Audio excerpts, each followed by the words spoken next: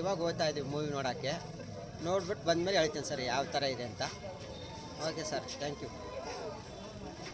ನಾನು ಈ ಮೂವಿ ಇದು 2ನೇ ಸಲ ಹೋಗ್ತಾ ಇರೋದು.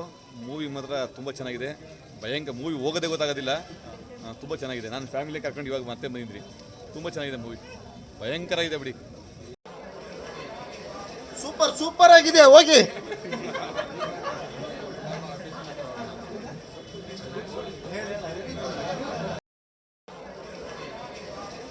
ಸೂಪರ್ ಆಗಿದೆ, ಹೋಗಿ.